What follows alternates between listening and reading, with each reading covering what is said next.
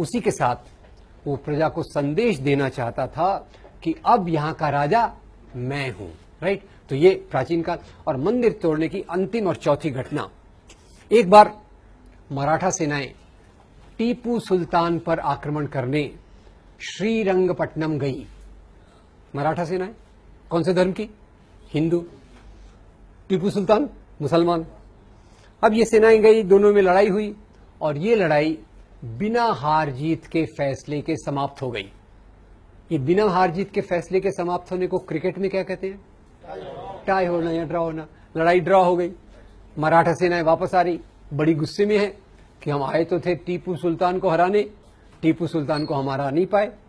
तो आते आते उन्होंने टीपू सुल्तान के राज्य का श्रीरंगपट्टनम का मंदिर तोड़ दिया।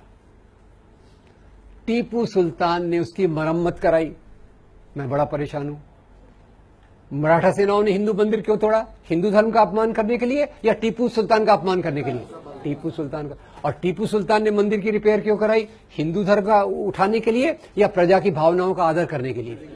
एक तरफ हिंदू राजा, एक तरफ मुसलमान राजा, दोनों आपस में लड़ते रहते थे, ऐसा हमको एक चित्रण किया जाता है। और इसीलिए अभी आजकल आपके शहर में, जिन लोगों का भी दिल्ली शहर है, अपनी राजधानी में एक और रोड का नाम बदलने की कोशिश हो रही है। कौन सा है वो? अकबर। बोले अकबर मुस्लिम और हमारे महाराणा प्रताप हिंदू, बहुत बहादुर। तो उस बहादुर अपने राजा का नाम वहां देना चाहिए। अकबर अपना नहीं है, वो तो विदेशी है। अब ये देशी विदेशी की परिभाषा क्या होती है क्या नहीं अपन देखेंगे। तो यहां अपन चलते हैं, एक तरफ अकबर है, एक तरफ राणा प्रताप। और अकबर और राणा प्रताप की लड़ाई हुई थी हल्दी घाटी के मैदान में। एक तरफ किसकी फौज है? अकबर की। एक तरफ राणा प्रताप की। आप देखेंगे, आप हैरान हो जाएंगे, अकबर की फौज में अकबर खुद नहीं है। अकबर के बदले कौन है? राजा मान सिंह। हेलो, अकबर के बदले कौन है? राजा मान सिंह। और राजा मान सिंह के असिस्टेंट जनरल जो हैं, वो बड़े प्यारे व्यक्ति हैं कि उनके नाम पे बहुत अच्छी 2 हिंदी फिल्में बनी हुई हैं, शहजादा सलीम, मुगले आजम और अनारकली। राजा मान सिंह कौन थे? अकबर के प्रधान सेनापति। सेनापति नहीं, हेलो, सेनापति नहीं, प्रधान सेनापति। और शहजादा सलीम उनके असिस्टेंट। ये अकबर की फौज हो गई। और राणा प्रताप की फौज में उनके जो सबसे बड़े विश्वस्त थे, उनका नाम था हकीम खान सूर। दोनों तरफ हिंदू, दोनों तरफ हिंदू, दोनों तरफ मुसलमान।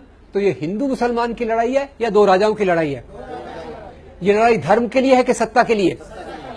तो जरा अपने प्रधानमंत्री जी को बता दीजिएगा, वो ऐसी उल्टी सीधी क्या फिलॉसफी चल रही, इतनी सरल चीजें हैं और ये लोग समझने से इनकार कर रहे हैं।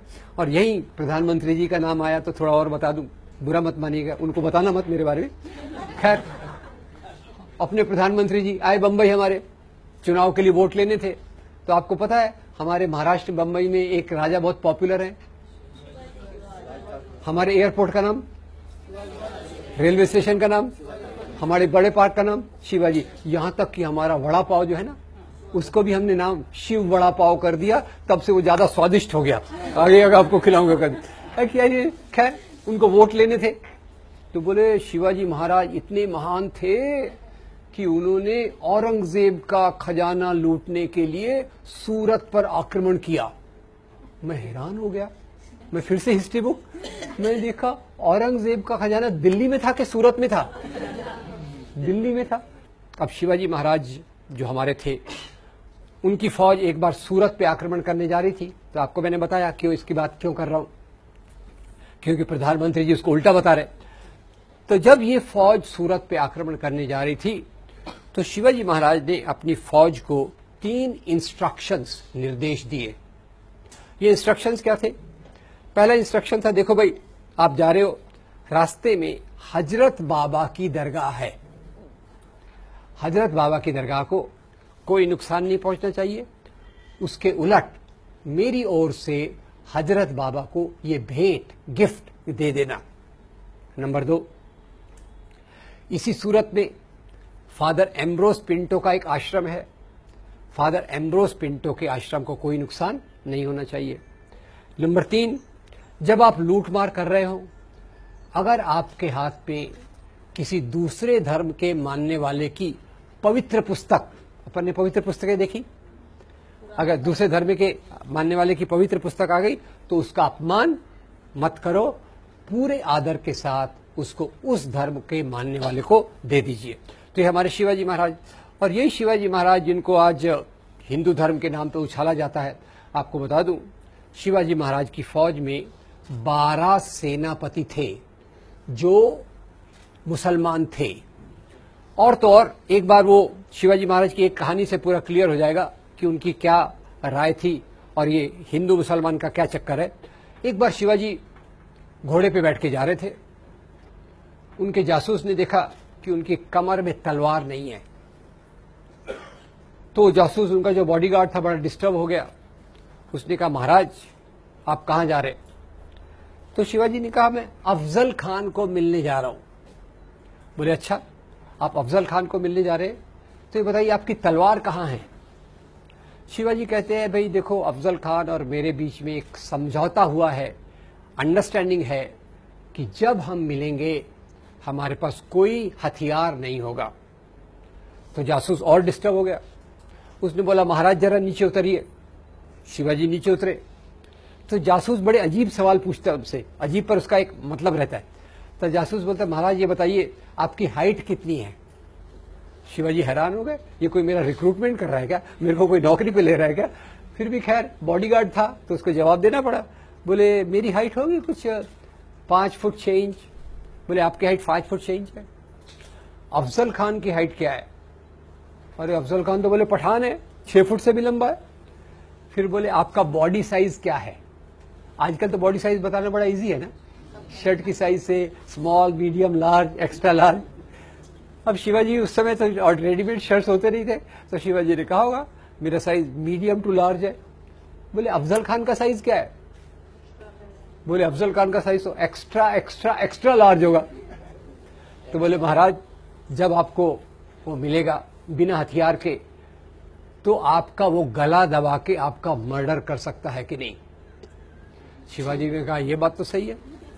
तो बोले, महाराज भोले मत बनो, ये गुप्त हथियार पहचाना आप, वाघ नख, आयरन क्लॉज, ये गुप्त हथियार साथ में लेके जाइए। शिवाजी महाराज ने अंगूठियों के नीचे वाघ नख को छुपा लिया। और ये जासूस का नाम जरा मैं पूछना चाहता हूं आपसे। ये शिवाजी महाराज, उनके जासूस का नाम था रुस्तमे जमान। शिवाजी महाराज के 18 बॉडीगार्ड थे, उसमें से 12 बॉडीगार्ड मुसलमान थे। शिवाजी महाराज घोड़े पे बैठे जा रहे थे। जब जा रहे थे, गए अफजल खान के तंबू के पास पहुंचे। जैसे ही तंबू के पास पहुंचे, अफजल खान ने उनको देखा, जोर से जंप लगा के बाहर आया और जोर से चिल्लाया, शिवा शिवा, और आके सीधा उनके गले पे हाथ रख दिया। शिवाजी महाराज तैयार, वाघ नख निकाला, अफजल खान के पेट में डाल दिया। जैसे वाघ नख अंदर गया, अफजल खान गिर गया, मरने पे आ गया। और अफजल खान की तरफ से उनके सचिव, सेक्रेटरी आए, उन्होंने तलवार निकाली और शिवाजी को मारने की कोशिश की। और वो सेक्रेटरी का नाम भी बड़ा इंटरेस्टिंग है। सेक्रेटरी का नाम है कृष्णाजी भास्कर कुलकर्णी। कृष्णाजी भास्कर कुलकर्णी किसके साथ है? अफजल खान के साथ है। रुस्तम जमान किसके साथ है? शिवाजी के साथ है। तो ये हिंदू मुसलमान का राजा है कि सवाल है कि दो राजाओं का सवाल है। एक सवाल आपको पूछता हूं, अकबर के महल के अंदर एक मंदिर है, राइट रॉन्ग? किसका मंदिर है वो? और जब कृष्ण जन्माष्टमी मनाई जाती है, अकबर उसको बायकॉट करते हैं या उसमें हिस्सा लेते हैं? हिस्सा लेते हैं।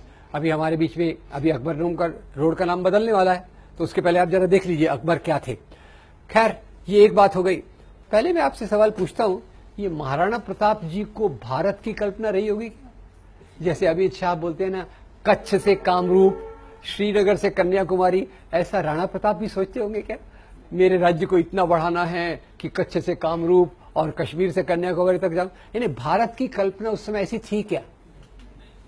महाराणा प्रताप पूरी ऐसे देश की कल्पना ही नहीं थी, देश ऐसा बना भी नहीं था। तो महाराणा प्रताप तो सोचते थे अपने मेवाड़ के बारे में। अकबर के बारे में, तो ये एक सीरियल की बात हो गई। भारत का वीर पुत्र महाराणा प्रताप, वो मैंने आपको बताया।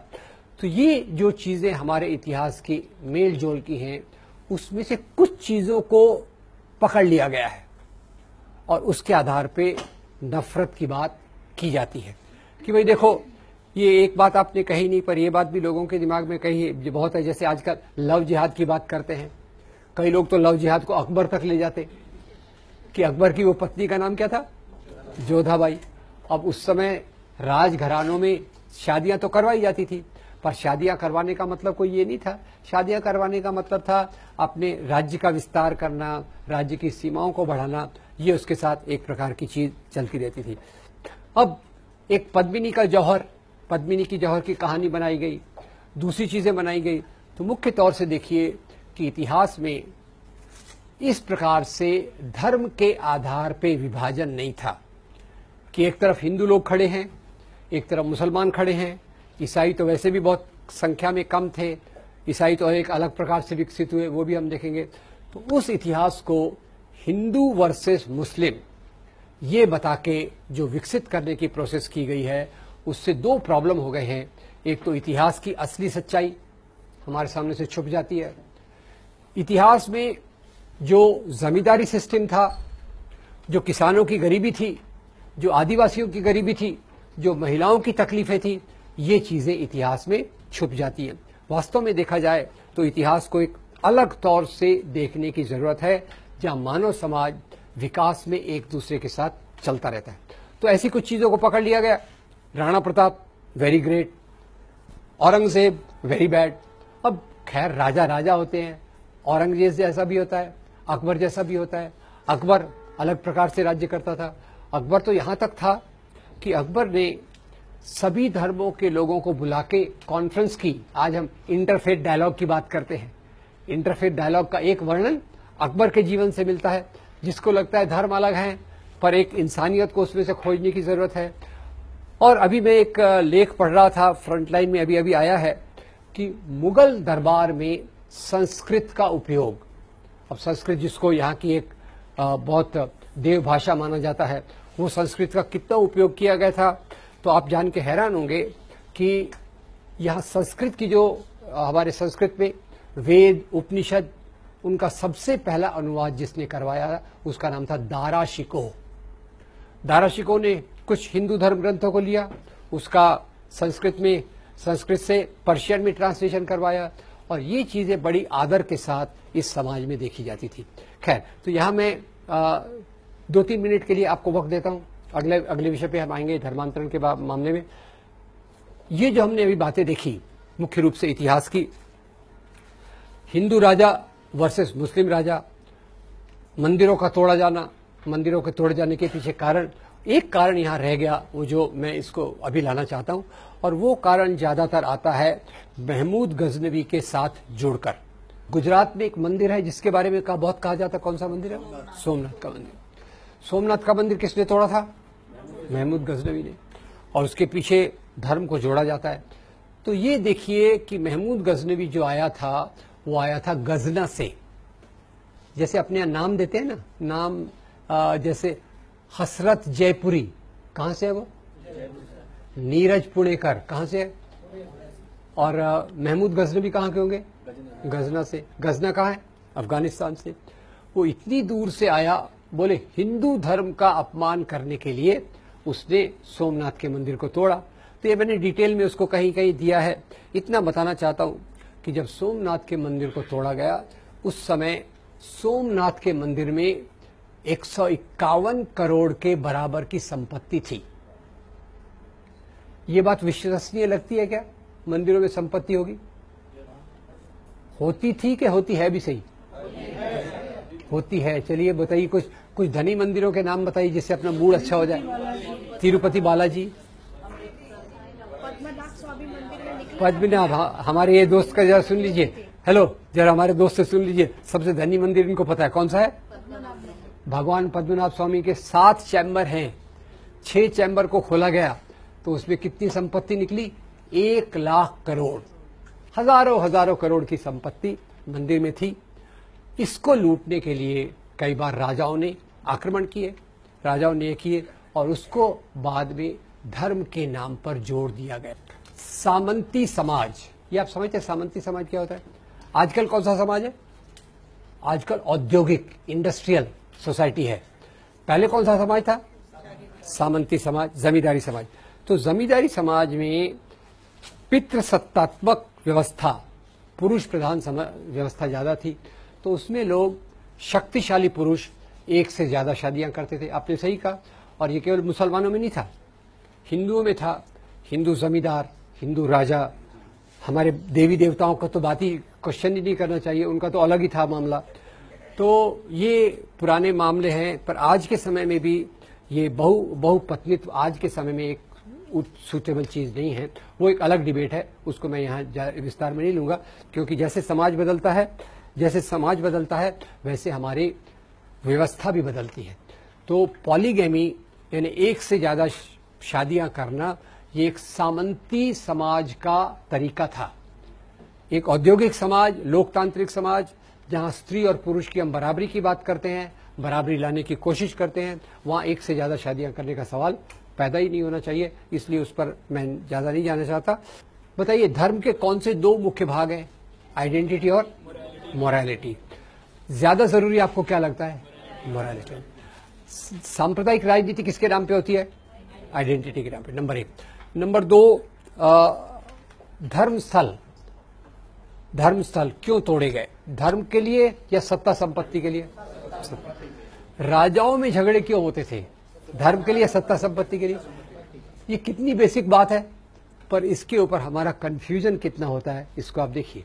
और जैसे मैंने शिवाजी के बारे में बात की, अकबर के बारे में बात की, ये एक उदाहरण है। टीपू सुल्तान के बारे में